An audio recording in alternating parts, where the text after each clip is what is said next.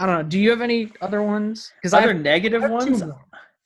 Gee, you have a lot of negative ones. I don't really have anything that's like super crazy. Like I have stuff like where I saw Rise of Skywalker, and there's a guy. I mean, really, that might be one of the closest I've ever come to a true confrontation with a stranger. So okay, so you really don't have any like even it can even just be like even like either like Logan where you're like this was Well, miserable and I didn't enjoy like being I'm trying to think of there. like other uncomfortable movies. I just had a recent uncomfortable movie watching experience with Dad, where we watched Mulholland Drive, and it was like not only did he hate it, but like there's like lesbian sex scenes in the movie, and it went on for a long time. And also, we were watching it on his computer, which, if you remember, has a glass screen. So as we're watching these like nude scenes, he can see past the screen. He's looking right at me, and I'm looking right at him. So that was like a little uncomfortable. But yeah, I always hated a movie when people have their phone on or something, but less the phone, it's the anxiety of me going, oh, am I really going to have to tell this person? Because then I get like distracted from the movie and I get Yeah. like butterflies. And but I have told people before, and usually they comply. One time I was in the theater just with one lady, and this woman was sitting a little ahead of me, and she was looking at her phone like all the time in this movie. And I like waited so long. Like I gave her like a million chances. And finally it's like, you think you please like put away your phone? She's like, really? My phone's bothering you that much? It's like, and I just didn't say anything. I just was like, well, all right, I'm not gonna get in a fight over this. And then she just gets up in a huff and she says, boring movie anyway, and she leaves the theater. Hey, So luckily I was like, hey, like, win for me. huh. That's interesting. Maybe we might just also have very different like I guess standards for like a poor experience. Well, also, you probably don't go to many bad movies. Like I end up seeing a lot of bad movies because I follow like the art house scene, and I'm That's like, fair. oh, I gotta see Synonyms or Long Day's Journey into Night or Little Women or something, and then I'm like, oh, this sucks. Little Women was a particularly bad one because I had like a piece of popcorn stuck in my thing, so it was like the movie was like torturing me, and the popcorn was torturing me. But yeah, it was nothing like that. The Rise of Skywalker thing was great after the thing. Once everyone got there. Yeah, that was like a weird thing because I normally wouldn't be saving 14 seats. Yeah, Like that's the no. thing is like I wouldn't He also I put would you in a almost be on fucking his side that that's excessive. Like I kind of almost agree with him, yeah. but it was just the fact that like they let us in 4 hours before the movie, so we don't have the time for everyone to arrive. Yeah, no, because usually like you would stand in line, we would all get there. Yeah. Fine. But then it was also the guy's strategy. It was the fact that instead of just either doing the two things that like would have been the least annoying, which is either just go to us and say like, hey, I think this is a problem. And we would either say, well, sorry, or we'd say, Yeah, but just oh, doing the like okay, leave passive give me one. aggressive loud talk.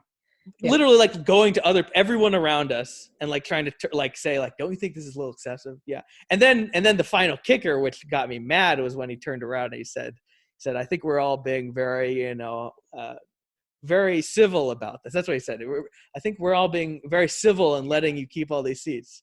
Yeah, And it's said, probably a good thing I wasn't there for most of it. yeah, and that's to tell Nancy, whoever's listening to this, I said to this guy, "You're a piece of shit." That's what I said to him, and Mom was like, "What the fuck?" Yeah, I would have done the same fucking thing, and it's probably a good thing I wasn't there initially because when I got there probably later than most of you guys. Yeah, I could like immediately I knew something was up because like for the event of like Rise of Skywalker and like everyone's there kind of. Yeah.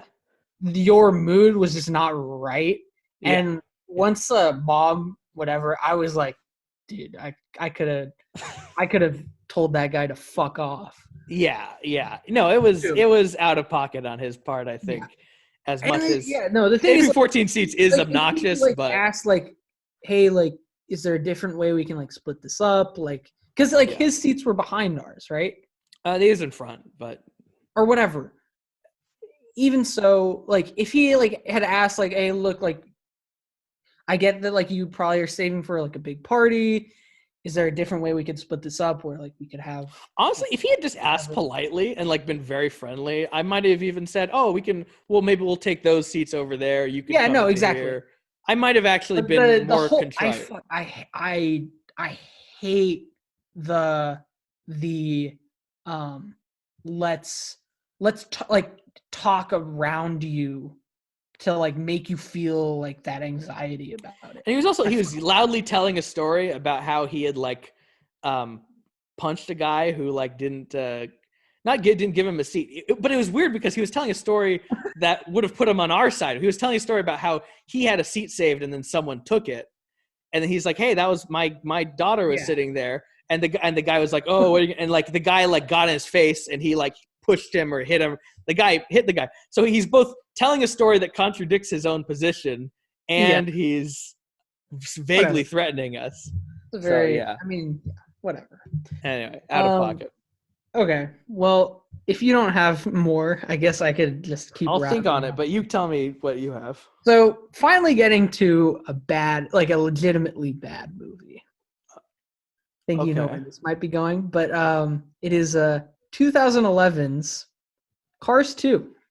Oh, of course, yeah. Now, this was another one that I saw at the AMC. Mm-hmm. I saw it, I think, just with Dad. I don't think you came for some reason. And to preface, Cars was a film that not only you loved, you saw 4 times in the theater when it came out. I was gonna kind of give people background. Cars, I think part of the I love Cars. I'll just put that out there. I do too. I think it's a really great Pixar movie. And I think obviously part of that is like nostalgia. At that time, I was like, 5? So I was like the perfect demographic. But I was thinking about this. It's kind of the first Pixar movie that I can remember seeing in theaters, right? So it has kind of that special place in, obviously it's not on the level of like a couple of the movies after, Ratatouille and whatever. But it was kind of my introduction to Pixar. And even if you think it's, not the best Pixar movie, it's still, I think, very good. I mean, I think it's in some ways its reputation has been tarnished just by result of being next to the sequels. Like, making it a franchise. Yeah. So anyway, I love Cars. I don't care what anyone says. And I think it's important to talk about why I like Cars to sort of parallel it with Cars 2. Okay. Because in Cars, I think it's such a great story because of not just like the overall character arc of Lightning McQueen, but the real message in the story is like not judging other people based on sort of your first encounter, and sort of finding this sort of lost community that's really special. Mm-hmm. And also like finding respect in people you look down on, and sort of letting go of some of the pride of success and wealth. Exactly. And respecting a simpler way of life as well. Yeah. And so, Cars comes out. Obviously I saw it many times in the theater. It's probably one of the most, like, it probably is up there in times I've seen a movie in theaters. Yeah, probably on par with like Force Awakens, maybe. Mm-hmm. So anyway, Cars 2 comes out. What is that? 2011. So 5 years later. Yeah. At that time, now I'm 10. So I'm still pretty young. But the reason why this is on the list is I have this movie marked as like the first time I ever got angry watching a movie, like for how bad it was. and like this is at like 10. That's right. Yeah. I just remember I felt so betrayed.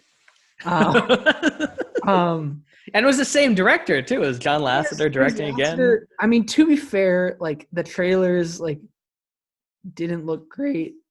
They sort of went with this whole spy thing. And the reviews were very bad. It looked like they were maybe gonna make Mater the protagonist, which we can get into in a different podcast. Sure. But anyway, and I think for me the biggest betrayal of this movie and was the just disregard and almost like disrespect for all of just like the character building that Cars does. Right. So, like I would say, obviously I kind of lump all the Cars and Radiator Springs kind of together. Right. And, with this sort of special relationships between McQueen and Mater, McQueen and Sally, and McQueen and Doc. Yeah. And obviously in Cars 2, they didn't really have the choice in. Oh yeah, because Paul Newman passed away. Yeah. Paul Newman passing away. But the total interaction between, first of all, like Sally and McQueen, which is basically zero. It's like maybe two scenes. And like just the entire cast is basically sort of kicked to the side. Yeah, which is a big part of what's fun about not just Cars, but all of Pixar movies is the fun kind of like... the fun ensemble. Exactly. And if you want to go in a different direction, sure, that's fine. Finding Dory does a very similar thing where it kind of leaves the ensemble of the original movie behind. Mm-hmm. But not embarrassingly. And not to the extent Cars does, because Lightning McQueen, the main character of Cars, is barely in the movie really, and is kind of just like there. Like there's nothing he adds to the movie. No, he's not important. And really. And I think what really got to me was, I don't like to like, brag about myself, but I would say, even as a younger kid, I think I had a level of maturity that was a little higher than like my age. I always would gravitate to older ages. Oh yeah, hanging out with people, sure. Yeah, just like in general. And I think like in the theater, I remember just being like, you're really gonna like pull this? Like at 9 or 10 years old, you're going, hey, yeah, like, what is it? Like, you really think like I'm gonna be like, oh, this is great? No. Like, like, oh, you're gonna like, because it's directed at kids your age. It's directed at someone who's 10. Yeah. Yeah. And God, I won't dwell too much on it, but I feel bad for Dad to have to like take me to that movie, because like, oh my God, I don't think Dad like. I mean, I think Dad likes Cars, but I made Dad see Cars over and over. Yeah, he's less enthusiastic for sure. And I was just like, yeah, I'm not gonna see that again, Dad. Wow. No, I just had a memory of, I think, reading somewhere that just that level of disappointment in a movie. It was definitely like the first time I ever like really felt that, where it's like the anticipation was there. I really like Cars. I was gonna give it a shot, even though it looked like there are these new characters, and like, oh, maybe they'll just fit in with the old characters. And nope. Not even. It's a horrendous. It's really a horrendous movie. We just rewatched it like I think last year. Mm-hmm. It's like seriously. It's in the running for with some of the worst films I've ever seen, for sure. Mm. Yeah. And certainly in some ways it is the most disgraceful one, because of not just being a sequel to a great movie, but like worse than George Lucas actually misunderstanding the whole like purpose of what the first one was about. The first movie was all about like slowing down appreciating like simple things in life. And this is like this slam bang action movie. And yeah. I mean, ultimately it is about respecting Mater and who he is. But at the same time, the whole movie, you're laughing at him for how stupid he is. And like, oh, wow, this guy's an idiot. The first one, it's more like he's like a little slow on the uptake, but he's not an idiot. That's the thing. He's That's also very really different. sweet. He's a different, he's and it's less that he's stupid. It's more that he's just sincere in a way that is disarming to a person like McQueen. Also, I think another aspect of it is that I think just like the emotional sort of connections between characters is just non-existent, because it's basically like the entire movie is either them like bullying Mater or like not understanding Mater, like the newer character, like the Michael Caine characters and whatever, or like Lightning getting mad at McQueen, which is like, but like maybe I'm mad at that's Mater, like the entire thing. There's not like a point where like he defends Mater.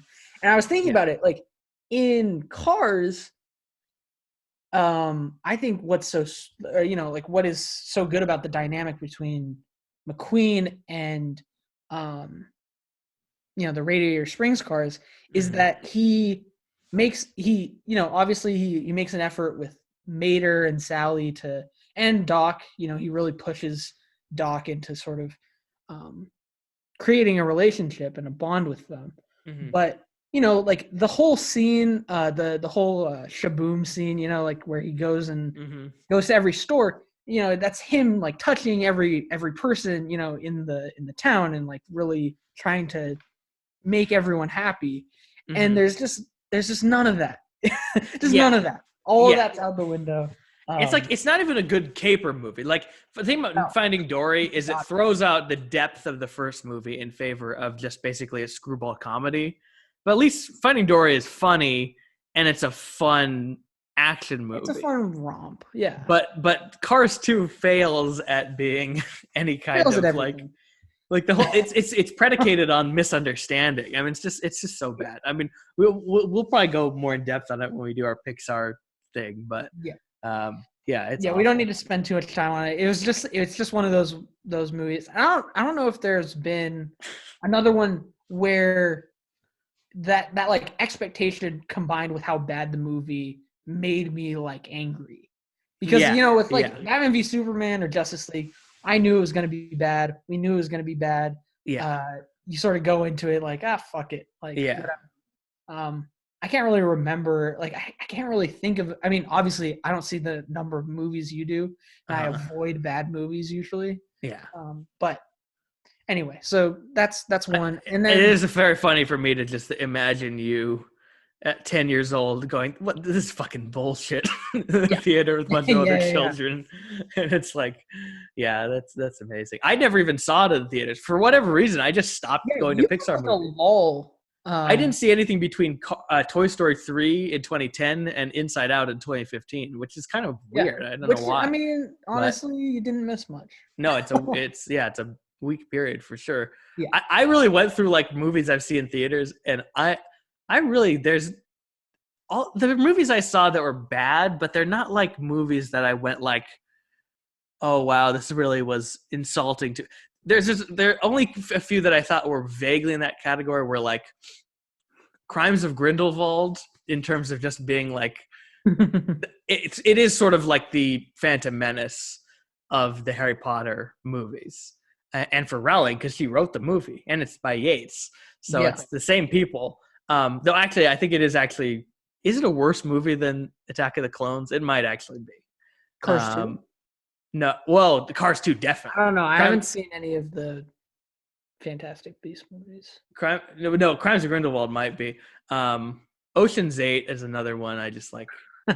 I got to get you to watch that, man. I just hate that. Oh God, I'm avoiding it. And a memorable one, actually, that I do think warrants briefly discussing, is the Suspiria remake that I saw with Cameron. I'm never watching that at the Draft House, because not only was that like a movie that got great reviews, and it was by a director whose last movie was great. His last movie was Call Me by Your Name, But it was horrendously boring for most of it, and then punctuated by these absolutely disgusting and really, as much as I am able to watch most violent things, it might be one of the only scenes I've actually had to like not watch in a movie, which is where this woman is getting like twisted around and her bones are breaking. I mean, maybe there are horror movie aficionados who would say, "Oh, that's a sign it's great because it's really getting to you." But I mean, I've enjoyed many horror movies that are gory and ridiculous, but it was awful, and what a disappointment coming from that guy too. All right. Anyway, if you don't have any other ones, I'll do my last one. Yeah. And I mean, thinking about it, this might be my worst. Really? It's up there with Logan, I think, which is kind of funny because I think these are the two best movies. But it's Life of Pi. Yeah, those are the two best movies. Yeah. Yeah, I mean, I think clearly. But so with Life of Pi, so you had seen Life of Pi. This was when you started really getting into watching movies. Yeah, a little bit more so. Yeah. 2012. And I'm pretty sure you had seen it. No. Actually, no. We saw it in 2013. We saw it after it won Oscars, and it was a big thing. And we saw it on Dad's birthday with Grandma and Grandpa, actually. Oh, really? I didn't remember that. Yeah, we saw it in 3D, AMC. AMC, okay. Was it IMAX or was it just 3D? I don't know if it was IMAX, but it was definitely 3D. Yeah. So at the time, I'm 11 or 12 probably. And with this one, I think, we'd probably watch the Oscars. And, in the Oscars, you get little clips. And for the most part, in those clips, it was probably just like Pi it's hanging a boy out and a tiger, right, on a boat. Mm-hmm. And, I'm 11. I don't know anything about the actual story, what's going to happen. Mm-hmm. So you hadn't seen it at that point? No. Really? Okay. So this was basically just on your recommendation of like, I think this one, whatever. It was just not just that, but like Roger Ebert loved it, and he also said like the 3D is really great in it. You got to see it in 3D. So I guess we made a big event of it. So anyway, this is a movie that betrayed my trust in Juzo giving me film recommendations for a long time. Yeah, that's true. So I have no knowledge of the narrative in the story. And, the start of the movie, it starts with this Pi and, him with his family, and they are taking care of a zoo, right? Beautiful zoo and all these lovely animals. And, it's fine. And at, maybe midway through the first act, they have to ship all the animals, and they're on a boat.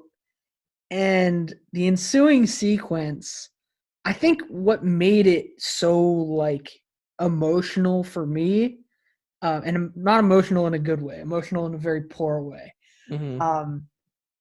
like scary, was it combined, I think, like so many of my like worst fears.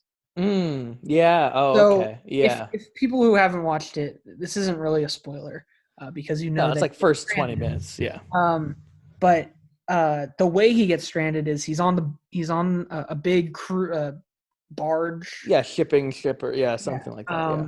And they're in the middle of the sea, and the ship sinks, and there's a whole evacuation sequence with all these animals running around, and he's trying to stay with his family, and it's all this crazy hectic and it's a ship sinking sequence, and it combines so many of just my like worst fears, which is like losing my family, like losing my immediate family, right?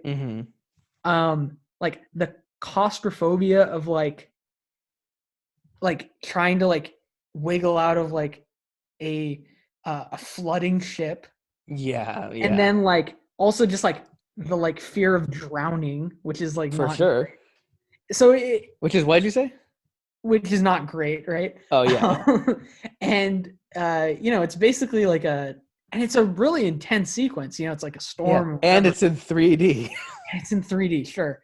And you know, I am just like curled up next to mom, and I'm just like, I like couldn't handle it. Yeah, yeah, Um, and then so you know, already I'm shook, right? So yeah. this isn't a good start. No. Um, but then what happens is the because you know he doesn't immediately get stranded with just the tiger.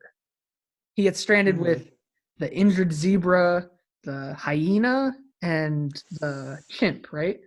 Yeah, maybe just one of those. I don't. There's No, two or there's like three four animals. different, you know, because like the zebra gets immediately eaten, Yeah. right? Oh yeah, But the hyena eats the zebra.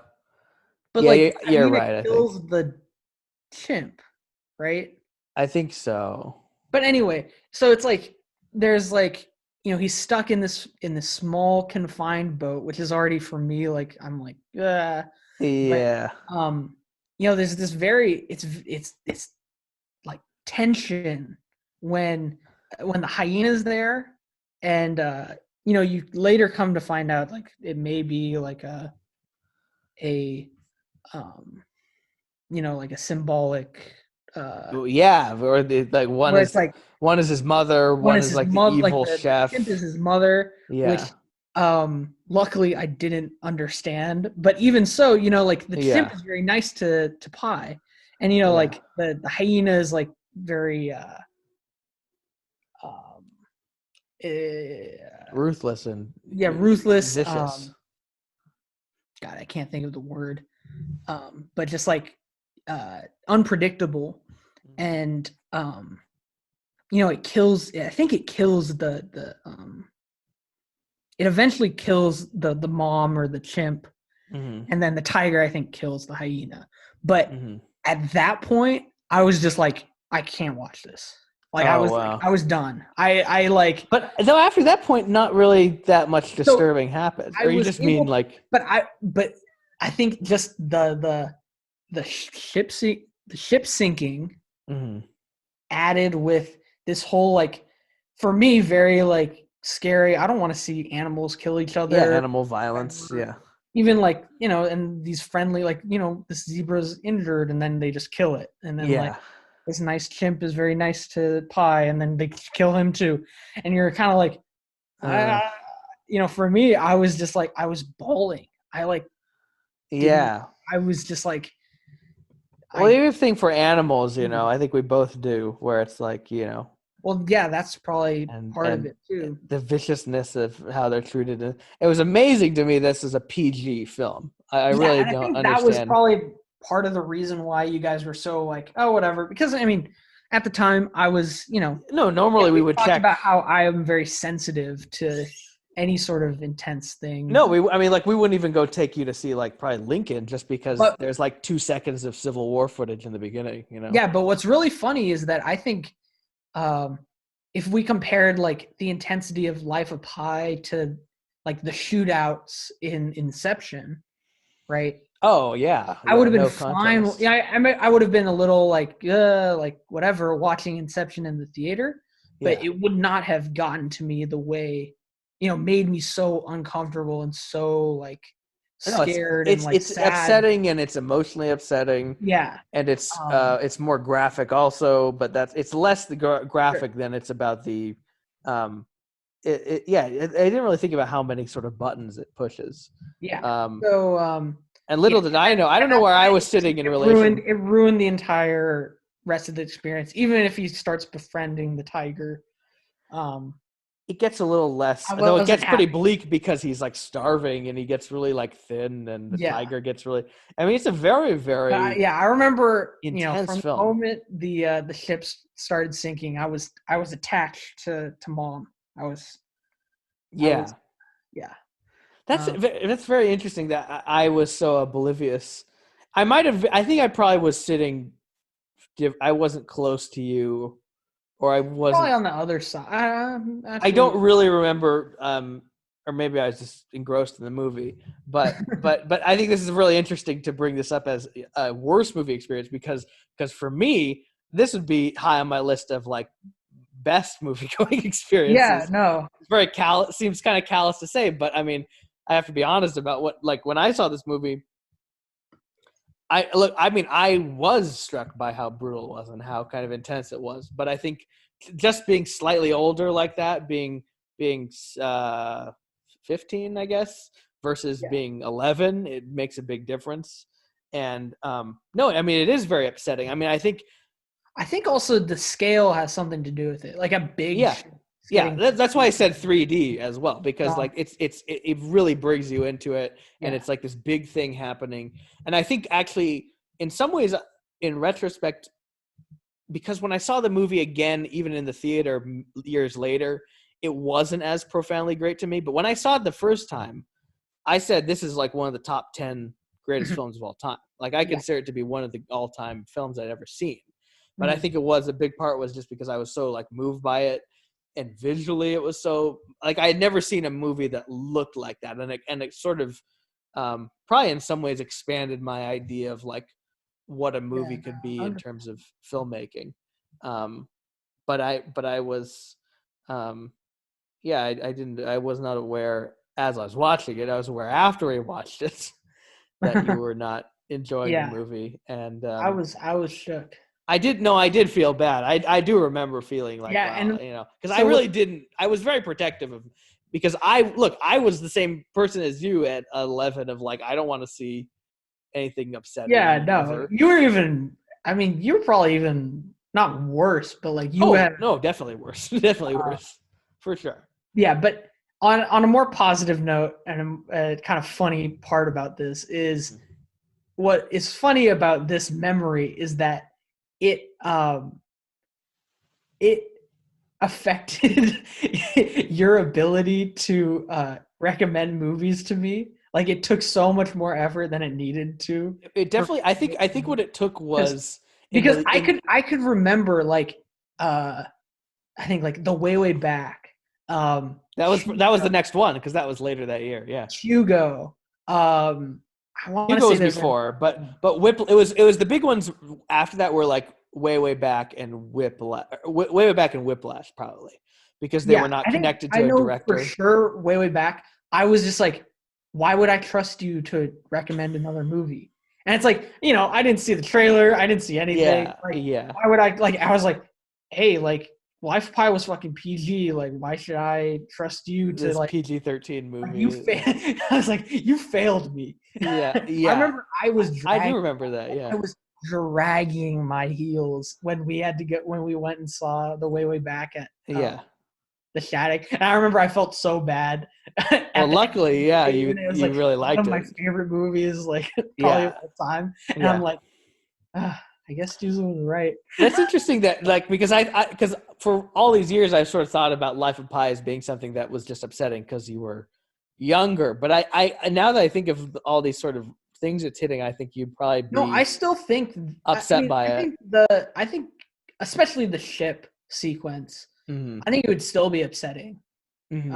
for me now. I think it would be more like when you saw Okja, where you're like a little bit more like you're not quite as No, I you don't think feel as even more because helpless, Okja, but it's sad, but it doesn't hit so many. It doesn't check as many boxes that Life of Pi does. yeah, and it's also not unrelentingly like Okja has a lot of funny kind of scenes, and Yeah, I it's mean, not like Okja is upsetting for the heartbreaking. whole movie. Yeah, no, I mean it's heartbreaking, especially the end. But like, Hmm. there are plenty of heartbreaking things that have made me cry through credits. But it's like Hmm. this is like a more like a fear thing. Yeah, So yeah. anyway, and I Interesting. think Yeah. it's really interesting how I would say my two worst experiences are really good. I mean, I think Life of Pi is probably a good movie. Like I don't hate Life of Pi, I mean, yeah, it is. but It's just a great movie. yeah, I think it's just funny that it comes out like Logan and Life of Pi are the worst ones for me.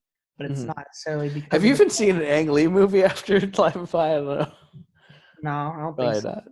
The thing with Ang Lee is his movies are so different. You wouldn't even guess that Brokeback Mountain is the same guy. But I think you'd like some of his movies if we check them out.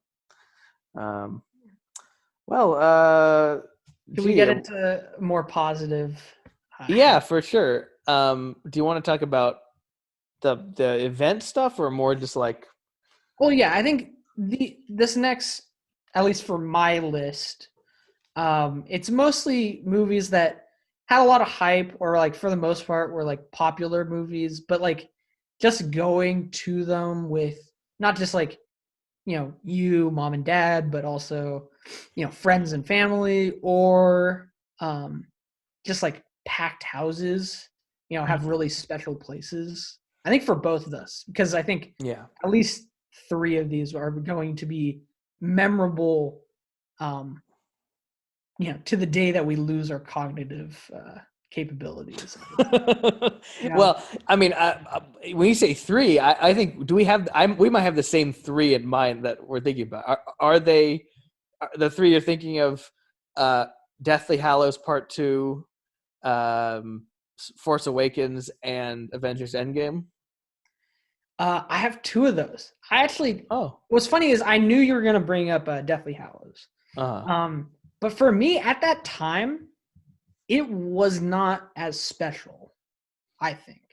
Mm-hmm. Like, I remember it. I think it was at the AMC. We went and midnight screening. Yeah, it was a midnight screening. It was the first time we ever did that sort of like event movie. And it was back before the theaters. They now what they do is they start the movie the Thursday before, like at 7:00.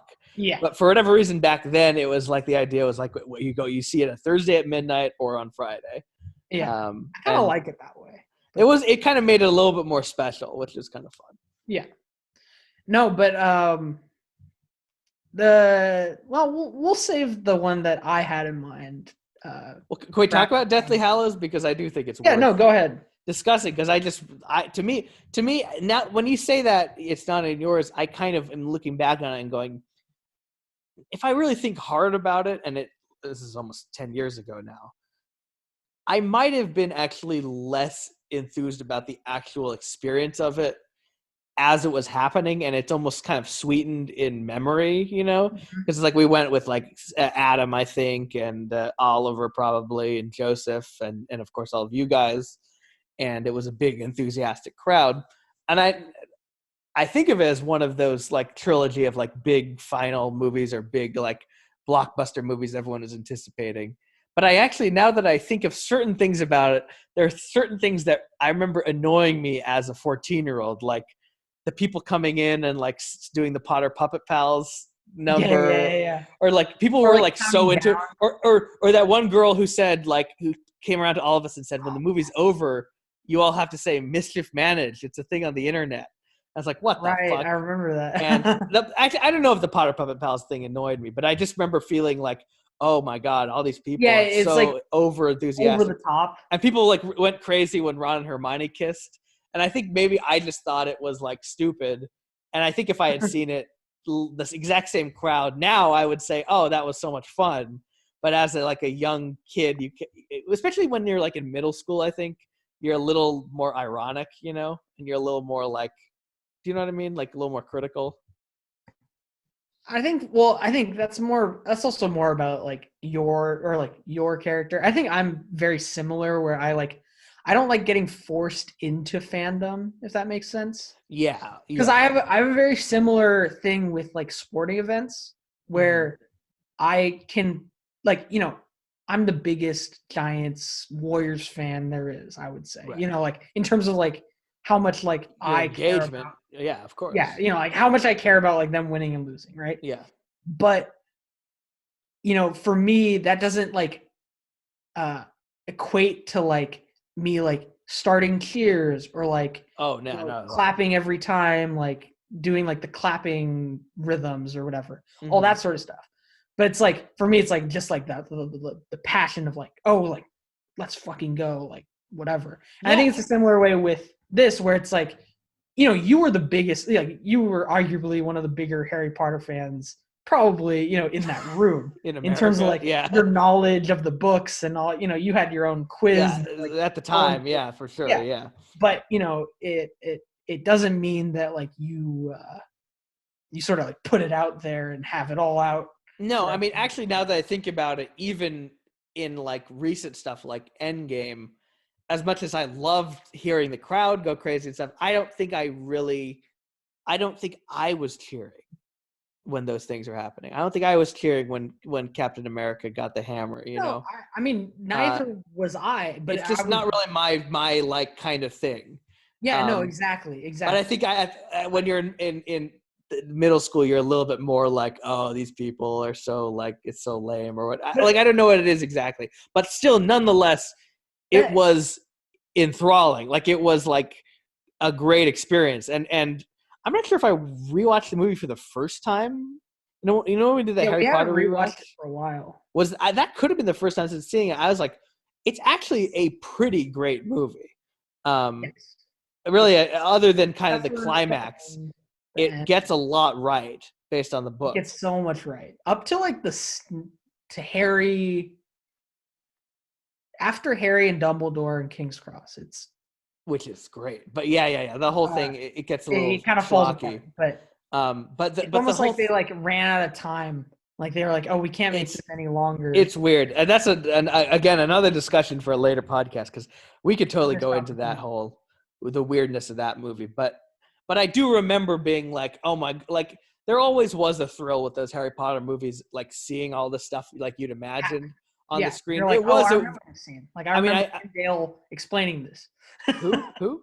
Jim Dale, right? Oh yes, yeah, exactly. No, I mean, it was like, it sounds like corny to say, but it genuinely was like a like profound, like beautiful sort of thing to see that. Yeah. And I don't get that very often, probably because I don't read that much. I very rarely where you see a movie that's based on something you've like imagined, and then it like I think when I saw Coraline more recently, I was like, oh my God, this is what I imagined like 10 years ago in middle school, But yeah, Harry Potter, of course, had taken up so much space in my mind at that point in my life. It was really like a wonderful thing. And particularly those last couple movies, they, because they split it into two, they really were kind of able to show a lot more and not cut out as much as I think they had with some of the other later movies. But yeah, I remember just seeing with the. I remember we sat in the disabled accompaniment seats, which basically was like me and Adam's gamble that like probably no one will come in and have to take these. Yeah. Have to move. But we're like, okay, we'll just cross our fingers because every other good seat was taken. And so you can jump in with one before we go into Avengers and Force Awakens, which I think will be very fun to talk about. Just two quick ones that I want to kind of just like quickly talk about. Okay. One is Inside Out, which I got to see at Pixar. Oh, of course. Oh, all right. This was very. I feel so bad about this. Really, well, because I didn't get to see it. Yeah, because I mean, I think I really like catalyzed why you didn't get to go. Really? How was that? Because I'm pretty sure.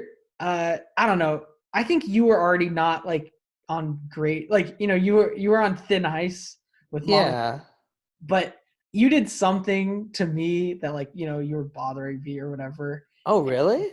Yeah, I think so. And I really like pushed it, like like what Wait, that's funny. That isn't funny that we don't really remember these things. Like they're so important, but you genuinely not remember what that was? Because I have no recollection. No, I don't remember what it was, but I vaguely do remember. Like I didn't go because I was in trouble. I had no problem with you not going.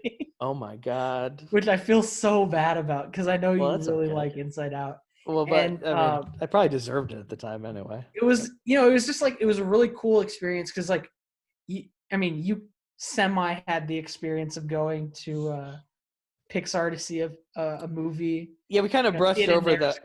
I figured that those early Pixar screenings are good stories for when we do those movies. but those are memorable movie going experiences. But yeah, no, it was just like it was a really good movie, really really engaged, full audience. So that was one that stuck out. And then the other one that I had that I think is kind of similar to the Harry Potter one, where in the moment it didn't feel as like special. Is Toy Story 3, which okay. which it was a really like cool day. Because it was the last day of school, I want to say. Yes, it was. For me, it probably was like fourth grade, right? 2010.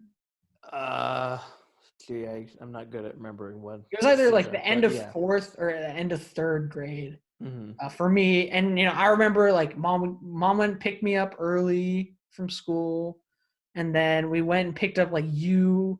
Was it like you, Joseph, or you, Oliver, and Aya? Sandy and Aya, maybe. I remember when we walked over, Sandy and Oliver started like fighting each other, and Mom yelled at me. I was just standing there. I wasn't doing anything.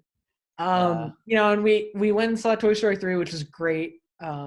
Whatever. We saw it at the Grand Lake, and that was sort of when we started going to the Grand Lake, I feel like. Yeah, I mean, we had gone. I think we saw Cars there the first time, but that was the only time. But that started the tradition. Usually we would just go to the AMC, but we went to the AMC more than the Grand Lake. We did see Up at the Grand Lake actually, but I think that made it a tradition that we continued. Yeah, like that was like when it's like the Grand Lake was our go-to. Obviously Toy Story 3 is really cool, but then I thought it was really fun because I'm pretty sure it was that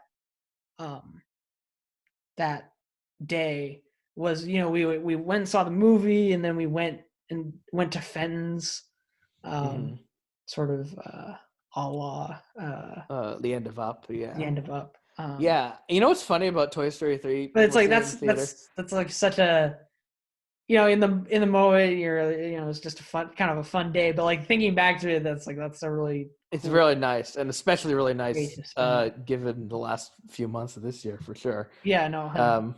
I'm really missing the Grand Lake, and then go to either ice cream or ramen shop. Usually is a big piece of my life I miss a lot.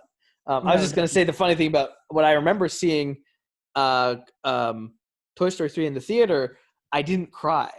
That is crazy to me. I don't know if I bit my tongue or I did something that I was like, I'm not gonna cry. Probably because I was with my friends, and probably because I wasn't comfortable the way. And I actually remember what the movie was that stopped that kind of tradition. Can you guess what it was? Like the tradition of like you like the movie where I finally cried like openly in the theater with your friends. Not with my friends. I was just a dad, or just in general. Yeah. Man, I can't really think. Life Itself. Oh, right, yeah. End of Life That's Itself. That's really funny. I was like, fuck it. Not cry. Now that you mention that, that's really interesting because I would say this is the first movie where I like openly cried. Yeah.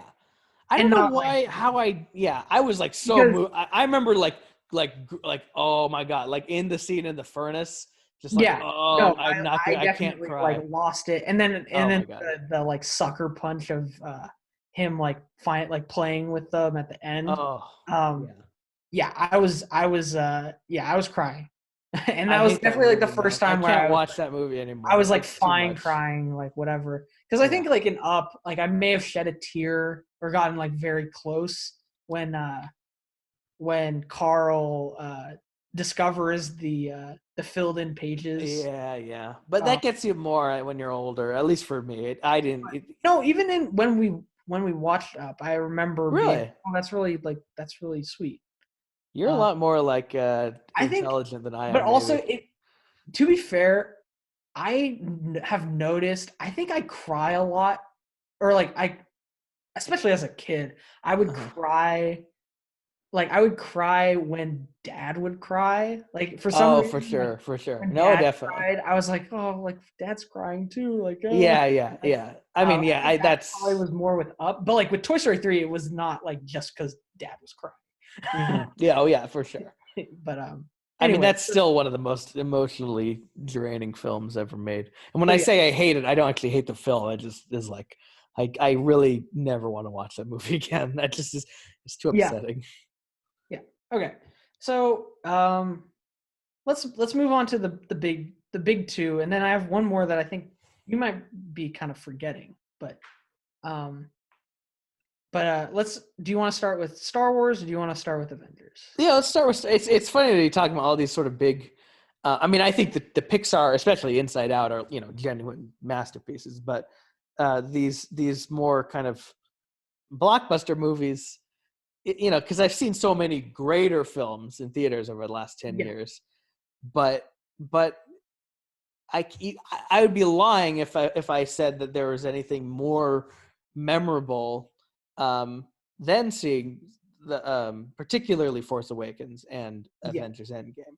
I've definitely been to some of these screenings where I could feel people around me, hear them cheering and people getting really into it. I mean, the worst example of that is when it's political stuff like The Post, which is like god awful. And people when she yeah, turns around, she says, "I'm talking now," or like whatever, and people go, yeah, "Oh, yeah. She woo, does yeah, when she's in girl her like, power." It's or like, like oh, it she's like, I'm sucks. gonna go back to bed or whatever. Yeah, I'm going to bed. Yeah, like that's lame. But also, I mean, like, I also remember seeing Avengers Infinity War and feeling like people were really into it. And I just I'm not invited to this party because Hmm. I don't get this at all. Do Even you Black think it was Panther, I got. different in Endgame though? Yes, it was. In Endgame, I was totally with it. I mean, I wasn't Yeah, yeah, literally cheering, but yeah. like, no, to me, I was part of that emotional experience of that movie. Okay. Force Awakens wasn't as rapturous as Endgame, um, but in some ways, it was. I don't know if it was more of a surprise because I was surprised Endgame was so good, but Force Awakens, it was a surprise that it was genuinely like I think genuinely one of the Yeah. best Star Wars movies ever made. Mhm. And I just was not expecting much from it because Abrams had not made anything I would say was a great movie at that point. Mhm. And I distinctly remember even going in, like telling you guys, like, let's keep our expectations low because I really was not Yeah. expecting much from it. And it was just an absolute blast.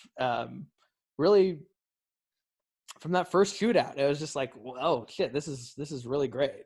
Mhm. Um, and of course, the big. Well, what are the? Do Well, you know anything stick out to you in yeah, particular? no. So, obviously, like, I think Force Awakens was so cool for us because, um, it was like finally that like generation like we got to be the generation that like gets to see it in theaters because like Mm-hmm. you always hear about even if it was the prequels, like even if it was Oh, Phantom sure. Menace leading up to Phantom Menace though, Mm-hmm. like those like that atmosphere, you always heard about it like from Oh, yeah. different people, right? Yeah, people a little bit um older. Yeah, yeah, yeah, where it's like it was so cool to like stand in line and like yeah. People you dressed know up. You know. that Yeah, feeling of like like when everyone saw like Galaxy Far Far Away again, yeah, and everyone cheers or like everyone cheers for the yeah. Lucasfilm. That's the You first hear moment. Like all of those everyone feelings. cheers immediately. Yeah, Just the blue text on the screen. That's all yeah, it takes. The and it's like fanfare. so for at least for me, and I assume for you as well. um the that experience of getting to stand in line. I mean, obviously I did not stand in line as long as you did. I appreciate that. And I didn't stand in line as long as Adam did, who stood in line for 7 hours, six Yeah. hours. He was a trooper, man. You guys were crazy but also awesome. Yeah. But like we had great, perfect seats. um it's a full house. You can like feel it too. Oh yeah, it's the and most enthusiastic like Grand Lake crowd ever and I'd been to. the feeling. And I think for both of us, we had that sort of like in the back of our heads, like, please don't let this be bad. Like, Mm-hmm. please Mm-hmm. don't let this be like a prequel where Mm-hmm. it's like, the hype is like overwhelming and then it Mm-hmm. just like doesn't deliver, right? Mm-hmm. And like you get all the credits and whatever. when the Star Wars with the John Williams, and it's like you like get those goosebumps, right? You're like, oh shit, like and everyone goes crazy. Yeah, it's really right. fun. Yeah. That's one of like the coolest just like movie going moments like I've had. But I mean, for me, I think I've told you this. The moment where I was like, I bought it, or like I was like, okay, we're good, right? The opening on with Poe and Kylo Ren was good. The introduction to Rey is really cool, like with the John Williams. But like Pretty great. the the moment that for me was when is the escape from stealing the X-Wing or the stealing TIE the TIE fighter. fighter Yeah. With Poe and Finn. Yeah. Finn, and it's like he takes out the cannon, and they get caught. I can fly anything. John Williams like swells. Yeah. And they are like they do like the fit like yeah like whatever. Yeah. And like it was that moment where I was like, I think we're good. Like I think we're good. It was definitely somewhere around there, and definitely by the time they panned to the Millennium Falcon, and then they flew. All of that. The Falcon flight scene in the Star Destroyer, I still think is fantastically done. Yep. And I think also thinking about that was the first moment I think in the movie where it got like a cheer of recognition from the audience, and I was thinking about how I think that you're right. meant something very different 5 years ago, or somewhat different, because at that time there was not such a density of nostalgia bait kind of going on in the culture that sort of absorbed a lot of things quite quickly. Are you talking about when it's like that piece of junk and then it's the Millennium Falcon, or are you talking yeah, which is a moment where you're like, and the music comes back and you're like, hey, it's the Millennium Falcon, everyone cheers. I mean, there's still things that get cheers in later movies or in other movies, but at that point, that was kind of earlier in terms of at least my movie going, in where bringing back something from like many, many years ago in film was more novel. It was more like it was not done in like so many movies. If you look at like last year's movies, the amount of things where it's like referencing stuff and like the things syndrome, which quickly plagued the Star Wars, especially Rogue One the year after. But Abrams he did it perfectly, but also he did it first, and that effect sort of I think wore off a little bit. Even by the time of Last Jedi, which I think is a really good movie in of itself, it loses that kind of like, oh my god, it's Luke, oh my god, it's R2D2 or whatever. But every time this stuff appeared, also particularly for Star Wars, because Star Wars has become such a, I mean, I don't use this word lightly because I don't use it a lot, but a very toxic cultural item in the years following Force Awakens, where it's become so discussed and so ubiquitous and so much in the kind of like online conversation or whatever you want to call that in lieu of a conversation, that it's been corrupted a little bit. And even though I enjoyed Rise of Skywalker for the trash that it was, it's not like it had the same effect. But 5 years ago, it was like this innocent thing of like, oh, look, it's R2D2. Like it was very genuine. It didn't feel like bogged down by the baggage of like politics or whatever infected Star Wars in such a horrible way. And there was none of the whole, like what unfolded with, like Finn, Rose, all that stuff in the later movies. It was all, you came in clean, like these. And that's what I think was so special about it, is that although it brought back, especially Han, which Harrison Ford is great. And it's kind of his comeback too. It was like that was really awesome. But he really gave me what made Force Awakens like so promising and so great while you're watching it is like, all right, like these three main new characters are looking like really good.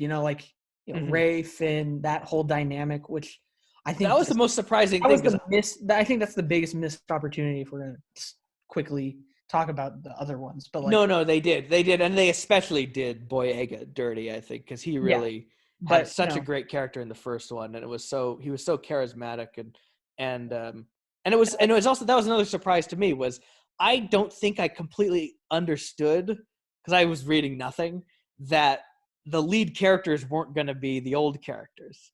Like, I thought they were supporting, but I didn't realize it was just going to be like the old characters become the supporting characters. Yeah. So it was a wonderful surprise that not only, we're not going to follow the characters we know and love, but like, we're going to bring in these new characters who you end up really liking a lot. Yeah. And then I think, to me, the classic moment in that movie.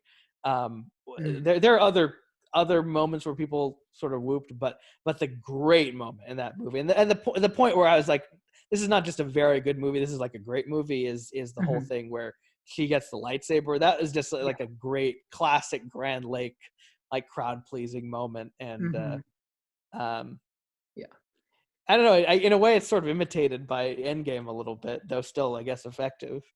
But yeah. but like that, it's a moment but it works so well in Endgame. But yeah, it does. But with Ray, it was like, not only was it like awesome, but it was like emotional. It's a little less expected too. I remember James was in France when the movie came out. My friend James Guerreau, and he said that moment when Ray gets the lightsaber and John Williams kicks us in the nuts with his music.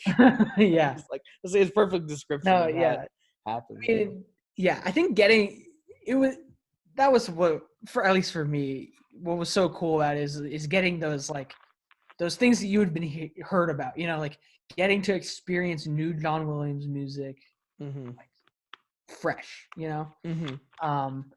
and it just has such good bookends too. The start, I think, is amazing, and then the last scene with the build up to the end credits is just really awesome.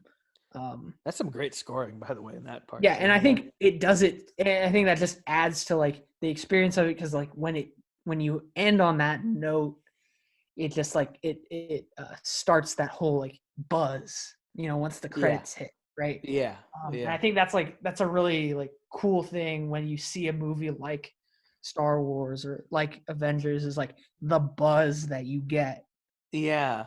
I just remember something. Like, holy shit! Like, let's talk. Like, we need to talk about this. Yeah, that was one where we immediately talk about it, and we were just like, "Oh my god!" Yeah.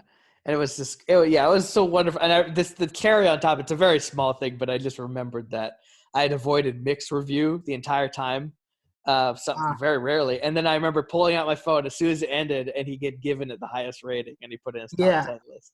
So that was a nice little thing as well. Yeah, it's think about it, it's such an innocent time compared to what happened with Star Wars. Kind of a shame. And then, so do you want to talk about Avengers now? Sure. So, I think there are a lot of parallels with Avengers and Force Awakens, just in terms of the scale, sort of the communal hype and excitement around the movies coming out. But I think what makes Avengers Endgame so special is the entire saga, really, of Marvel movies came through my my childhood, really, right? Yeah, you kind of grew up watching. Starting with I think the first one I saw in theaters was Iron Man 2.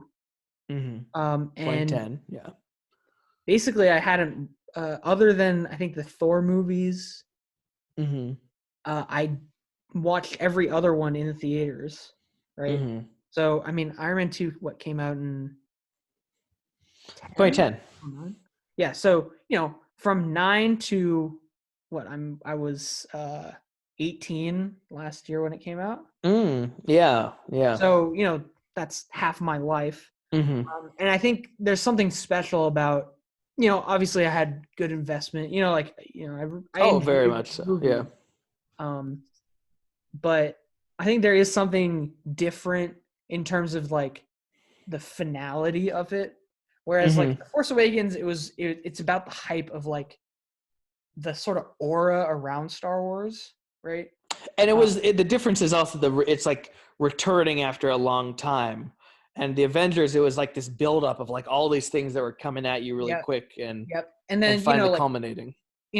obviously you don't like Infinity War as much, but Mhm. you also have the sort of cliffhanger as well, And Infinity War is a great cliffhanger for sure. built into it, so it just adds on to this like anticipation for it. And it, I still don't know how they pulled it off too. Just for how many ways Endgame could have gone wrong, I Mhm. think. Um, yeah, and then we'll You can go just back imagine. to You can imagine the series, right? DCEU version Um, of them just fighting the bad guy version. Like that sort yeah, of thing. yeah, exactly. They had some clever turns with it. And what's so rewarding about it too is that we put in the investment of the time, right? Hmm. With like a Justice League, they tried to pull off a movie the scale of Endgame without the investment of years going into it, right? Yeah. Yeah. Movies going into it. Yeah. Um, Whereas like with Endgame, the investment is so large that it can come through, and I think I don't know if I were to put one above the other. I don't know. I think Endgame might edge Star Wars a little bit, just because I mean, for Endgame, For unlike experience Star or the Wars, movie. the experience. Yeah, I could. I Um, would maybe even and agree in I some think ways. part of that is like Endgame. I got to go with like my friends. Like Force Hmm. Awakens, I think it was more. I didn't It's like. like family and Adam, I Yeah, it think, was and mostly like yeah. family. But it's cool to have like your friends around and like Oh, for whatever. sure. I had a Um, great for Endgame. It was you and your friends, and then I was Dad and Dave Reese, and me right. and Adam and his girlfriend at the time, Jessica, Yeah. and yeah, we sat in two rows, and also there was something about it.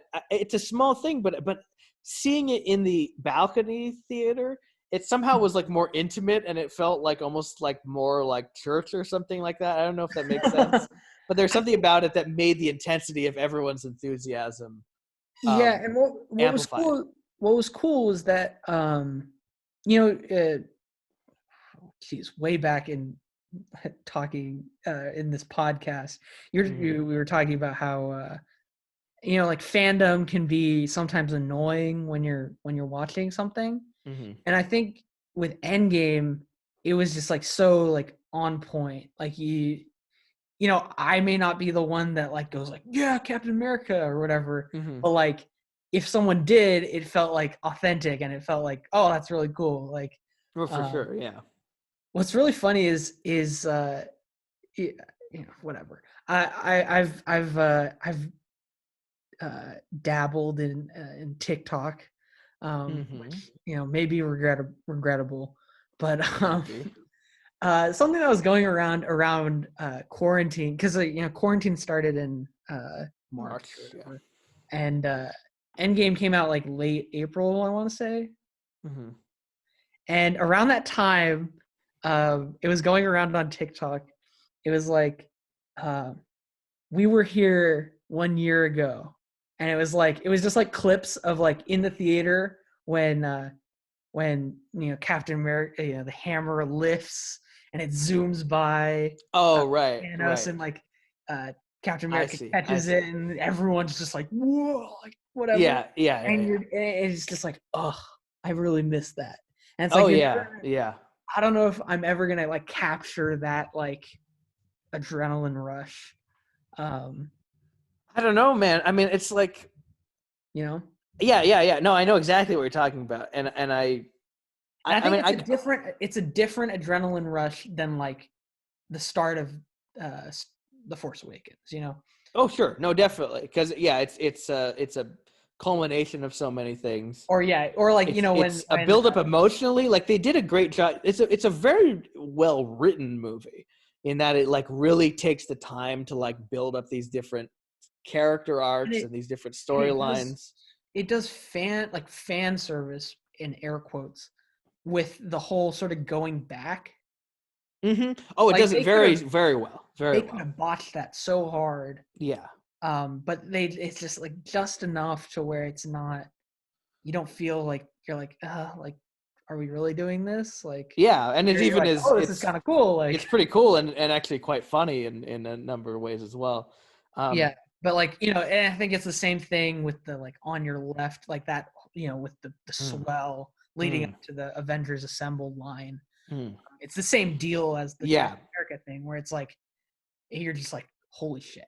Yeah, I mean, it's happening. Yeah. I think I come at this movie from a little bit of a different place than you because of the different worlds of film that we run in, and also your enthusiasm for Marvel movies is different than mine. Like I am more of a person who like dutifully. It's not. No, that's too harsh because it's not dutiful. Like it's a chore. I always enjoy going to see them. I mean, that's the thing also about going out to the movies is if I just expect something to be okay, so, I still enjoy the experience of going out to see it just because you're going out with your family, you're going out with your friends. And even if it's not super great, it's fun to watch Ant-Man and the Wasp or Doctor Strange or whatever. Yeah, Guardians 2, whatever. But I was not, Guardians 2 is genuinely, actually, that's an example of a really good one. And, but there's a few like that, like the Guardians movies of Black Panther that I ended up really liking a lot. But it was not, and after Infinity War, which I, for whatever reason, and I seem to be the only person who felt this way, because even Cameron liked that movie, but I didn't like it really that much at all. Some people, I had some good hopes for Endgame because it just seemed like it was a good place to jump from. Like it was a very emotional place, and it was a place where they had brought down the scale of the number of characters, just for one thing, to a place where it was much more manageable. But I wasn't like going in expecting it to be. I was more expecting it to just be like a fun time. I did not expect it to be a movie where I was crying at the end of it. That was surprising. Yeah, a movie where you're like, damn, Robert Downey Jr. Like, yeah, and Robert Downey Jr. like giving like a genuinely great performance, and it ends with like a song like out of a Woody Allen movie, as it says, directed by the Russo brothers. Oh yeah, that's right. I couldn't even believe, and also it ended in like this an old Hollywood movie too. Like it ends with a kiss. Like it's like my favorite kind of ending, So there's like there's so much about it that was so surprising. Yeah, even and like took me off guard. Even like the credits are really like nostalgic. The way that they decided to sort of just like have a little like nod to every main character that was there. Oh yeah, at the end credits, for sure. And then obviously a special one to like the main ones, but yeah. And it was just like that movie. I'm not in the circles I know of like film. Its reputation has diminished like significantly, because there's a certain kind of antipathy towards the like the ubiquitousness of Marvel movies and of like them.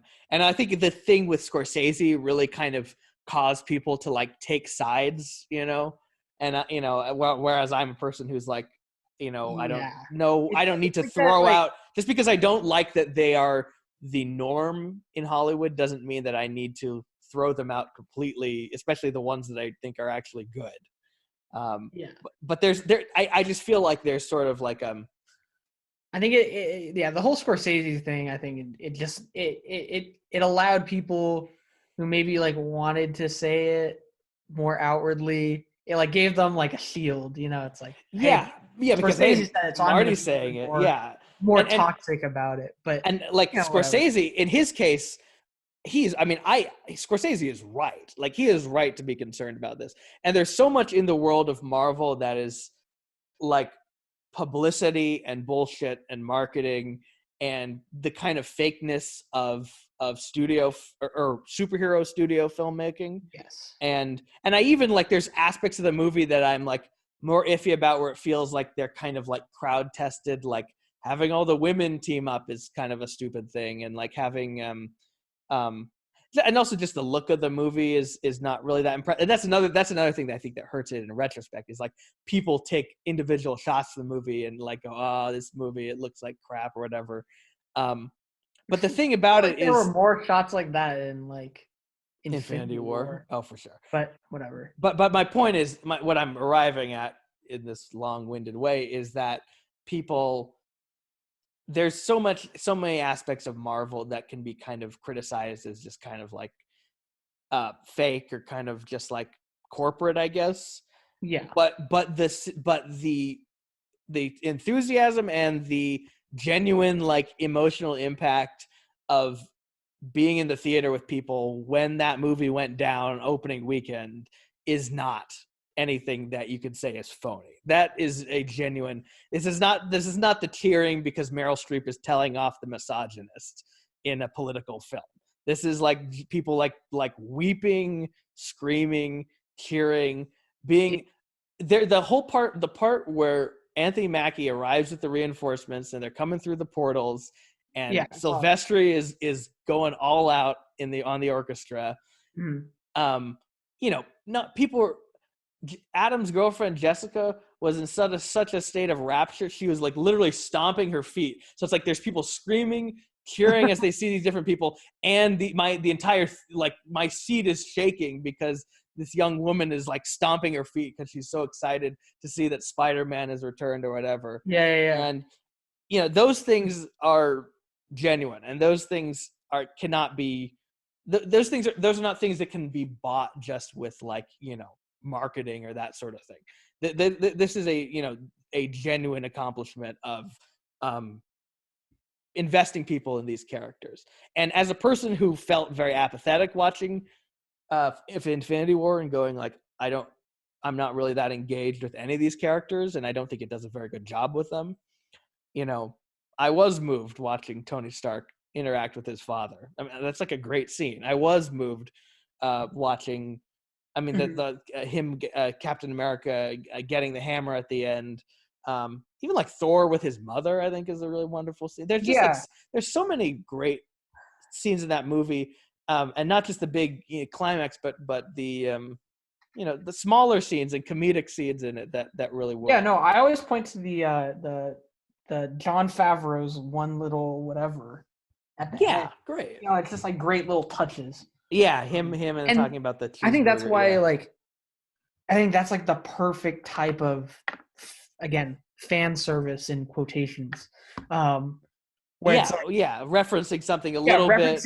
References that are like, that are slight enough to where it's like if you are a big fan, or like even if you just like have a good memory, you can be like, oh, that's a really sweet touch. And on top of being something you recognize, it's not just look, it's the guy from the bar in A New Hope. It's like it's a great character moment as well. Yeah.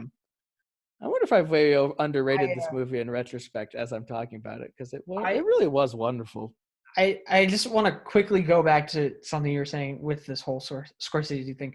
I think I definitely agree with like it's dangerous, right? Like this sort of formula in terms of like how Hollywood is going to like just build up. Turning out the same thing. Franchise, like long franchises with like big buildups. I think that can get really dicey. And I think the success of Endgame, I think people will, executives will take the wrong the wrong things out of Endgame, like the success of Endgame, because I think the success of Endgame is because of like that investment I was talking about, where it's like, sure, not all of the Marvel movies are great, Mm-hmm. right? I would say for the most part, like all of them are passable, but like the amount of time that it took to get to the, like you can't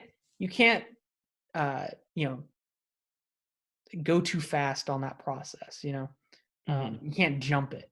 And I think that's where a lot of these like wannabe franchises are going kind of wrong. Yeah, I mean, in some ways, it's nice Like to too see much that too fast. But the anyway, I DC don't want to ones get failed I don't so want to get badly because it's just it you know, it kind of, you realize that it's more difficult than just getting together a bunch of superheroes you recognize. yeah, I don't want to get too far into that. But anyway, Sure. that's definitely one where it's like, damn, I wish I could relive that, you know, that sort of thing. Oh, for sure. I don't know what else. Like Yeah. especially like in the theater, in the moment, that sort of thing. Yeah. So that's Yeah. that's what I have to say about that one. Yeah. So I think so. This is my last one that I have that you haven't mentioned. I don't know. Is it If Black Panther? no. Okay.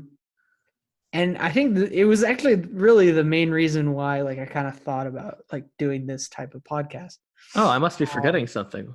And it was seeing La La Land in San Francisco. Oh, okay. Yeah. No. Well, I thought you meant a franchise film. Okay. Well, No, yeah. no, no. Well, I mean, it was still a big film, which is Mm-hmm. how I sort of categorized it. For sure. But this one surprisingly might be my favorite as just like an overall night. Okay. Like, Okay. you and Cameron mentioned it on your Director Game podcast. Mm-hmm. I think you guys talked about it briefly, and you know, I was just, you know, I was listening to the podcast while I was just like, you know, messing around, like playing video games, Mm-hmm. and you guys started talking about it, and like it made me like stop and like think about it. It was like, damn, like that was a great night, you know? Yeah. Yeah. For sure. And you know, it's a very similar thing with like Avengers and Star Wars, but like Mm-hmm.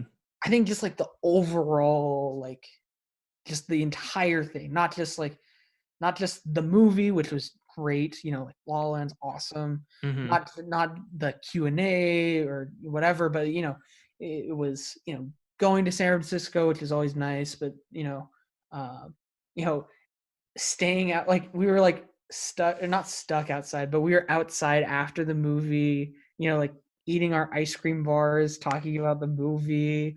Where And did we it's get just ice? Oh, we got ice cream bars at the gas station. yeah, we went to the gas station, Yeah. we got some like Haagen-Dazs bars, and Yeah, that was a Castro thing, man. Oh, that yeah, was great.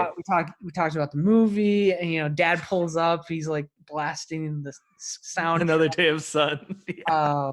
You know, and then I don't know. I also just I really love driving around San Francisco at night. So Oh, like, for sure. Yeah. you know, getting to see like you get, because like La La Land is so beautiful, and it's such a um it depicts LA as just this awesome sort of fantasy. Uh-huh. And I don't know, there's something that paralleled when we were just like, you know, I think we took Cameron back. We sort of drove around San Francisco. We took Adam, I think, and poor Adam was like scrunched in the car, I'll bet. You know, yeah. Oh, was that why? No, because Dad took Cameron and then came back. That's what it was. I think, yeah, that's maybe why we waited. But yeah. Anyway, just like driving through San Francisco, listening to the music, to go along with this movie that we had been anticipating for close to months, right? At least. Oh, probably a year, I'll bet. I mean, Yeah. already just Damien Chazelle doing a musical is, you know, was big. But Yeah. that movie, like Logan, had some of the best trailers I've ever seen. Correct. And in some ways, I think may have hyped the movie almost too much for me. Because even though I did write that down as a great experience because of the event, I definitely think that my love of the movie went to another level the second or third time I saw. I saw the movie 5 times at the theater. See, I guess maybe my expectations were a little more tempered, but Yeah. Yeah, I mean, I think I want to remember, because like just thinking about that day, I think we, I had school. It was like a week or so earlier than the release, right? Mm-hmm. And I think some of the music had already come out, if I'm not I mistaken. think City of Stars had come out. Yeah. At least like one or two of the songs. Yeah. And I remember I was like listening to them, like, I was like, oh, we get to go see this. I was definitely watching trailers in chemistry, like just like out of just like I need to like inject this in my veins. And like I went to we went to San Francisco. I think it was me and mom, and just like everything after that was just awesome because the Q&A was cool. It was unfortunate because it's like it happened before this Q&A that we got to see before the screening. It was with Chazelle,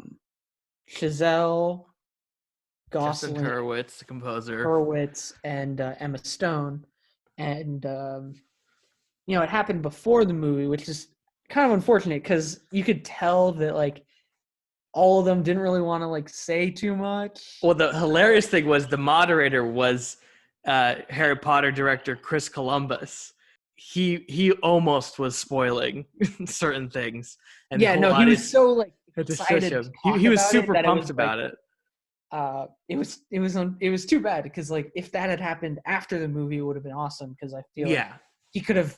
There was more to sort of talk about because I think purposely in the trailers it's very, it holds it keeps everything close to the vest because most of it's from the very opening really. Yeah, the trailers show all the big splashy numbers. Yeah, exactly. For sure, yeah. And the Q&A was cool, but then just the opening number, Another Day of Sun. That's a great spontaneous applause. It was moment. It had the same feeling as the Finn Poe I Can Fly Anything moment I was talking about, where it's like, okay, like you could sort of settle in and be like, I think this is gonna be great. Yeah, for sure. It's a little earlier, but like you're like, oh shit, like this is gonna be awesome. Yeah, and this is not gonna be a disappointment after Whiplash at all. And man, I mean, that movie I don't really think has a lot of weak scenes.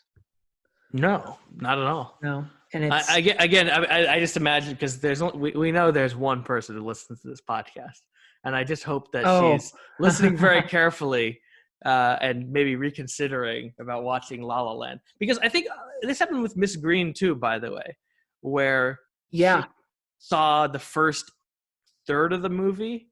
I think Miss Green bailed when they started floating in the stars. Yeah. Planetarium. I mean, it's like you can understand that, right? Yeah, I get it. It's cheesy because knowing how some musicals go, it's like they will be that over the top the whole way through. Yeah, exactly. And man, it just gets so real after that. After that, there might not be another non-diegetic number until the big one with Emma Stone. Now he plays with the form a lot, and it's obviously this is a great movie. I've seen so many times. Yeah. But yeah, I do remember. I remember the experience more than I think what it is there are certain times where I am so hyped for a movie, and I think this applies more to me than you. Sometimes I overshoot my expectation, and then it's like I need to like roll it back and like, okay, this is not going to be like you see it again being touched by Jesus, because I'm thinking about it. I'm like, that happened with Interstellar. That happened with Once Upon a Time in Hollywood. And what these movies all have all in common. They're directors I was super excited about seeing their next movie. Yeah. So But yeah, I mean, for With sure. Interstellar too. Well, I mean, I know Interstellar. I didn't watch the trailers, and Nolan was coming off Dark Knight Rises, and in fact, maybe it happened with Dark Knight Rises a little bit too, in some ways. But for sure, I just remember me and Dad not thinking Interstellar was that great, Yeah. which is a bad take now that I have seen it multiple times since then. Yeah, it's. I think. I mean, I guess luckily for me, maybe I'm just more like my bar is lower, or like I'm able to just kind of like enjoy it more in the moment. But I don't know. I think there's something so um I don't know. There's something special about all of the music, not just like the music, like not just the singing numbers, but just the way the music is written throughout the movie, and that it just like it definitely just sticks. The way, but it's like the entire movie sticks. Like with Star Wars or Avengers, there's obviously the certain like there are the moments, right, where it's like, oh, like that music is really memorable. But for me, it's like and sure, it might also be, after we saw this, it was like we were listening to that all the time, literally every day for like for a maybe while. 4 or 5 months. It was But like crazy how the much thing I is, listened to that.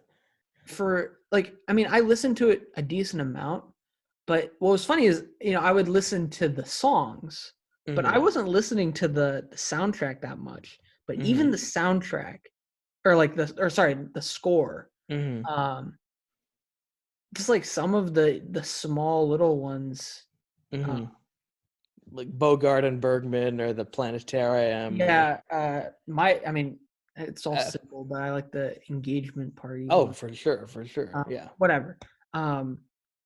But Oh, and their theme when she runs out of the restaurant. yeah, um the sort of like, I guess, I mean, at this point, the nostalgia of that music. I think, I don't know, it also might just be like its placement, because it was right before, it's in December. December is like one of my favorite months of the year. Yeah, So me it too. has that sort of special, like, it was like right at the end of like the winter part of school, right? Like we were about to go on winter break. And it's just like all of these things going into that night were just like so like great, that like I think in some ways it's just like when I think back to like a movie going experience, right? That's like what we're talking about this whole Oh, time. absolutely. Yeah, it's all It's like those different that's things. Yeah. that like that is one, like that is the one, I think. Yeah. Which, Engagement of the I think is audience. surprising, Yeah. considering, like how awesome Avengers was, how awesome Star Wars was, how awesome, other ones we've talked about. That's very surprising because I But would like, not have picked that but because I would put the Avengers one over La La Land for the experience, not the but movie. yeah, I think what I guess like sells it for me is like when you started talking about, you and Cameron, because Cameron was there as well, started talking about that night. It just like it brought a smile. Like it was just like, man, that was awesome. Like that was like, Yeah, for sure. um, Yeah. you're not gonna replicate that sort of thing again, I think. No. I mean, hopefully for Babylon. I don't know. We'll see. But But I can't get my hopes up too much about I don't know. But it's just like it felt for me, and I think that's why for you it's Avengers, whatever. But like it was just like that night was like the perfect storm of like all the things that I love about going to the movies. I'm trying to think what mine would be in terms of like something that's not about just like, oh, the crowd went so crazy. Because I don't know if I would say like, oh, Avengers or Force Awakens are the best movie going experience. I really don't know if I have a specific. That is a great one in terms of like it was all actually in some ways more for me than you, because I don't think any of your friends were there, right? No. It was just for me. It was like the 5 closest people in my life, really, all together. I remember. Did we get good seats? I don't remember, but I feel like it was pretty solid. I think I was on like the aisle, kind of on the right. Yeah, that's right. But still Like on not the too end bad. on the right, but that was like perfectly fine. Like The Castro is so well designed. It's like it doesn't matter. yeah, no, It's it's great. fine. Yeah, and also you make me think about like other times. It is funny how those like Q&As you think you'd remember more. Yeah, Seeing like Emma Stone, Ryan that was probably Gosling. the most forgettable part of that night. Yeah, I mean it was really cool, but it was less memorable than the fun of the camaraderie. Yeah. I was just thinking, like, I completely, when I was looking at last year, I also forgot that I saw 1917 and I saw Roger Deakins and Sam Mendes and Brad Bird moderated the panel. Like, I had just That's forgotten right. about that too, which is pretty awesome. I was thinking about is it okay if I mention other, like, festival or that No, sort of go stuff? ahead. I was thinking about. But that concludes my list at least. Well, there's a few that are, like, kind of mini ones that are just, like, it was really cool when I saw Adventures of Tintin and the theater was completely deserted. I just think that was so funny. And That there's was like, with us, right? no, just me, like literally just me. I was wearing my brand new fedora and my trench coat, and I just sat in this theater with no one else watching this wonderful movie. Again, like Harry Potter, visualizing something I'd only had in my head my entire life. Yeah. That was pretty cool. I put this on sort of just to annoy you, but seeing Paris, Texas at the Castro was pretty cool. And Paris, Texas and Goodfellas I saw both like around the time I started going there. And both of those were really, it sort of made me realize how much like the movie going experience itself is what like puts stuff over into being like a really great movie becomes a masterpiece, because I saw Hugo again this time I saw it at the Grand Lake around the same time, and like no better time I have ever seen Hugo than that time seeing in 3D again. I for some reason was not happy that day. I think you would like Hugo if you saw it again. I definitely think so. For some reason I remember I was like kicking and screaming going to that movie for some reason. It was kind of a rough screening too because we were like sat like in the last row or something, so we had some we were late and I think like Dad had to sit somewhere else. Dad just insisted he would sit alone or closer because he didn't want to sit in the back. Oh, that's right. Like, we'll sit together, and yeah. So the first time seeing it, but it was more it was more that time. In terms of like stuff I saw at festivals, I think a really memorable one for me, and honestly one of the up there with the best movie going experiences ever, really, was Boyhood. Right. And that was the first time I'd ever been to the Castro in my life. And I went with Dad and Jasper and Adam. And we went to Orphan Andy's before, which also I'd never been to, and it becomes my go-to place there. Mm-hmm. And Linklater was there, and I think a surprise moderator was Parker Posey. Yep. And of course, by that point, I was just delighted. Of course, it was hilarious because Parker Posey was like not a very good moderator because she talks like a ton, and Linklater just sort of sat there and just sort of smiled and listened most of the time. But it was nice to see both of them, and it was cool. Yeah. And also it was wonderful because it was sort of a culmination of my exposure to Linklater, because that earlier that year I had started watching the Before movies. Like, believe it or not, I didn't even see Before Midnight in the theater. Like, I saw it on DVD a year later. And I was seeing all these, and then I found out, oh, shit, this guy, he's made a movie over 12 years. And then, I saw it in the theater, and it's not like the most, like, theater, like, experienced movie. It's not, like, visually stunning or anything. But there was, like, a sense in the air of, like, of us just being like, holy shit, this is, like, this guy just went to another level in terms of his filmmaking. It was really just Um, Amazing, that kind of enthusiasm in the audience. Well, well, that one also has a very similar, a similar dynamic to you that like Avengers has to me, where it's like Oh yeah, sure. where like you match that age where it's like that growth in Uh-huh. I forget what the character's name is. Mason. Mason. It sort of it matches sort of where you grew up as well. Yes, I remember it. That was exactly what Adam said when the movie ended. He was like, "Oh my god, this movie, it was just like my life," you know. Yeah. And it was hilarious when the movie ended, when we drove back, because Jasper's takeaway from the movie was like this like existential thing about like time passing us by and life having no meaning. Like he has like some very like cynical point of view, and of course Adam just really like related to the movie and was very moved by it, and naturally was much more optimistic. Um, I have one that's like, it's utterly ordinary, and it was just the four of us seeing it, but I think you might agree that it was pretty great in an odd way. Was when we saw Chef the first time at Grand Lake. Yeah, okay. I thought about putting it on there. We don't watch a lot together as a family in theaters. Like it's a struggle for just the four of us. Yeah, to get on the same page about go to a movie and not like, because like all of us will go to Force Awakens, but it'll be with a bunch of other people. Yeah. And that's sort of like just the four of us going to a movie. I think has become a little more rare over the years.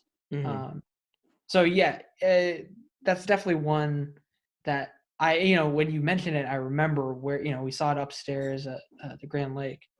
But yeah, I guess like for me, that was, I mean, it's memorable, but I guess like I just see it as like, oh, it's a really good movie that I saw, but it's obviously probably a little. It's true. It's true that the experience was not extraordinary the way like Boyhood, like some of the other stuff we're talking about. But I do remember just it had a very nice synchronicity to the day. It was Father's Day, I believe.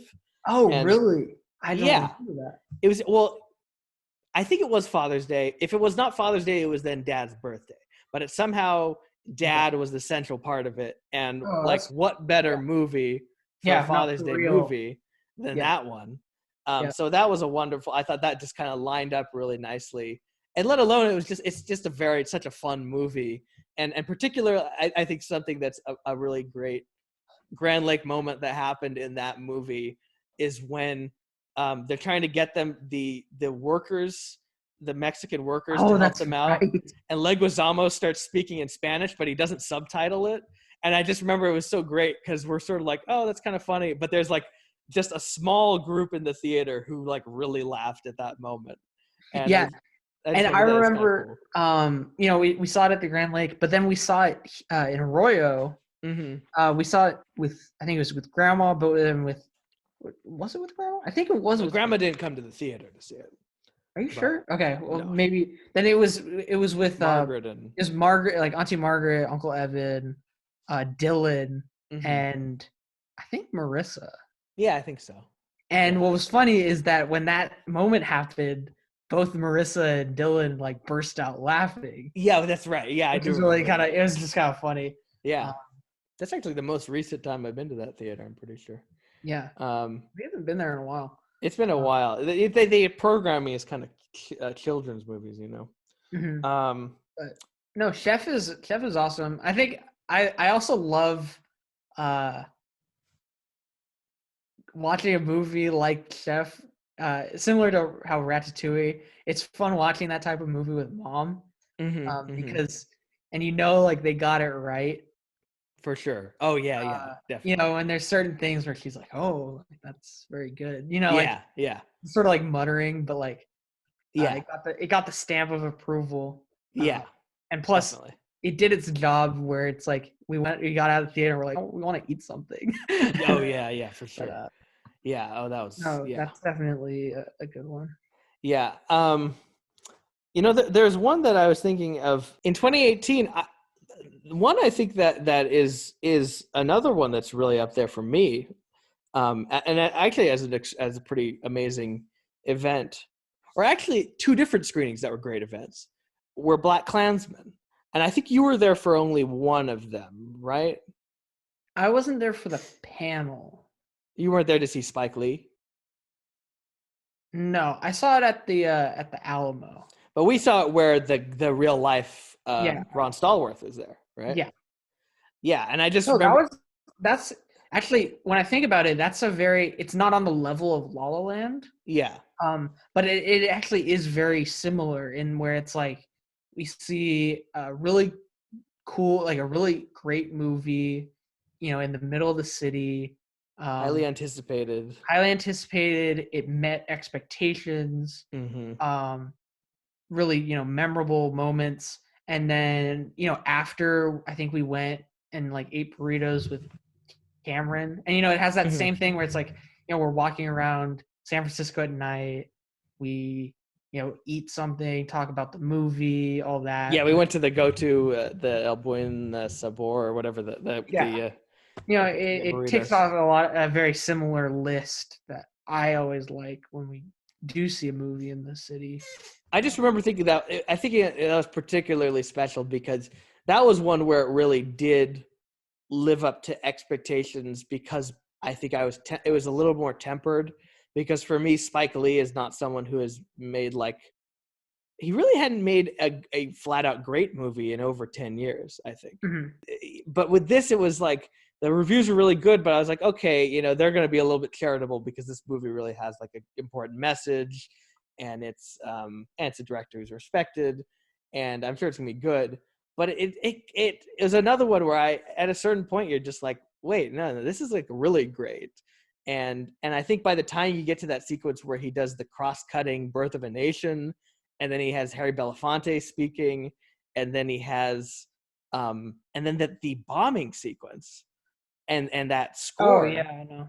It just felt like I was. Don't forget about the musical sequence.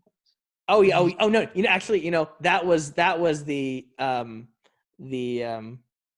what did you call the sequence with Finn and Poe? It's like fly anything scene. That's kind of, I like that as a go-to. No, like we're phrase. good. We're good. Yeah, because that was the moment. I completely forgot about that. But yes, that was, you're like very good, and the Kwame Ture thing is great. But when he starts dancing with her and he lets that scene like play out with the Too Late to Turn Back Now. Yeah, like, everyone's singing along. Yeah, you're like, no, this is like gonna be like really great. And by the time you're getting to Blanchard with the electric guitar and the bomb going off at the end, it was just like, I don't know. For me, it was very emotional and very meaningful, because this is, I haven't seen many of his movies in theaters. Actually, to this day, I've only seen 2 of his movies in theaters, that and Chirac. And all of his movies that really mean a lot to me came out kind of before way before I got into watching movies. So it was sort of like a feeling of like, oh, he's still got it. You know what I mean? And yes. As someone who has loved 25th Hour and Do the Right Thing, it really was like this like wonderful thing of like kind of like he's not that he's made not good movies, but it's like he's really back in the game, and this is really like this cutting edge thing. And I did think that the whole ending with the documentary footage was very affecting. It was one of the most like impactful endings to a movie I had in a theater. I don't know if I've ever heard a theater more quiet than when the flag goes upside down and the color drains out and it's like completely silent. And then the Prince song comes in and everyone started clapping. Like right before that, I don't know I've ever heard a movie theater that silent for a moment. Yeah, that like shocked. Yeah. It was just a great. Yeah, and we went again at the Grand Lake. We're like, let's just be sure, and we're like, no, this is good. This is a great movie. Yeah, no, I kind of forgot about that one. That's actually a really good one. Yeah, it was very impactful for me, and And I think all of us really liked it too. It was great to talk about afterwards. And it was also a cool thing because it was sort of bringing you and mom and dad into like a Cameron and me tradition, because you guys had never been to the draft house and had our kind of rituals. And it was kind of like bringing you guys in. I hope we get to continue that because that was kind of fun Yeah, too. no, definitely. Another one from this around the same time, I think, was Blindspotting, which is maybe a little bit cruel for me to bring up to you because I don't think you saw it in the theater. Nope. And Damn, that's unfortunate. yeah, I saw it at the first at the Dolby Theater, like as a SF film screening. So it's a little bit more. It's in San Francisco, and it's a little bit more of like a, dare I say, bougie crowd, you know.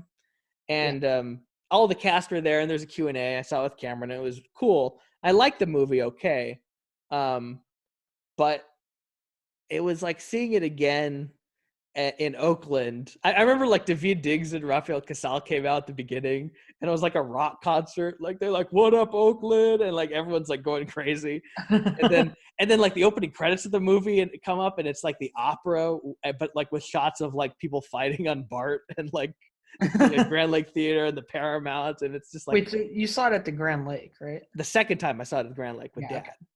And that was just another thing where you felt like there was such an engagement with it. I felt like also worth mentioning briefly was Black Panther too, because that was the same year. And there was also that kind of sense where there's the Oakland recognition, you know? Yeah, but, no, it's the first title card kind of, or I guess correct. Like a little like opening whatever. Yes, after the prologue, you get like the title card. The first card. Scene is Oakland, like yes, Oakland. Yeah. And that got a big cheer. Yeah, Black Panther, there was definitely some stuff where it felt a little bit like performative clapping, like colonizer stuff where people were just like kind of like clapping for the funny lines, but the genuine feeling when, especially the ending, I remember actually, it's because of Boseman, it becomes more emotional. Yeah. But I remember that being it was moving because it was like directed by Ryan Coogler and everyone went crazy. Yeah. But before that, it was also, and this might have been just for me. I mean, I don't think you realized this, or maybe you did. I'm not sure. Yeah, I could be wrong. But when at the end, when Alex Hibbert shows up, and to me it felt like there was this kind of like, I can't exactly explain what the greater significance is. It's like it almost felt like kind of some kind of torch passing or some kind of more meaningful thing in casting the little kid from Moonlight at the end of that movie, and the significance of what he does at the end of the movie in Oakland. Yeah, it was just particularly moving. After, honestly, the first time I saw Black Panther, I liked it, but I wasn't particularly impressed by it. I didn't love it by any stretch, but I do remember the thrill of the opening and the kind of that it wasn't like a gut punch, but it was a surprisingly moving moment at the end. Was significant, and yeah, just those, and also Sorry to Bother You, which I mean we like to dunk on because of Boots Riley and his silly opinions, but about BlacKKlansman, but that was also. Having all three of those come out in that year and that kind of cycle of Oakland movies was really just such a great moment at the Grand Lake. I think I didn't see Coogler, but I did see Riley, and I saw Diggs and Casal like at the Grand Lake, and there's just such enthusiasm. And dude, when Diggs finishes the spoken word, at the end, sure. Like that was a big clap from everyone after that. Sure. Oh my God. But yeah, Blindspotting really is the I mean, it's really like, if not maybe not the best movie that year, but definitely it's one of the defining movies of that year, along with like BlacKKlansman and then like Widows. Yeah. Well, I should probably get going. Good to talk to you, Kazu. I wish I could see Tenet with you. I don't know how we're going to get to, but I look forward to it. It's time to have some ice cream. And please, Kazu, please watch Jaws and Richard Jewell with me next time I see you. Come on. No. I wouldn't recommend these movies if I thought you wouldn't like them. I'd say no to both. Shut up, Mom. You don't know anything. You have no taste. I agree with Mother. No taste. All right, I'm gonna get going. All right, I'll see you, Kazu. Okay, bye. Good night. Good night, good night, Mom. Good night. Love you. Oh, love you too. Usually I like you. All right, fine, whatever. Good Love you, Kazu. night. Goodbye.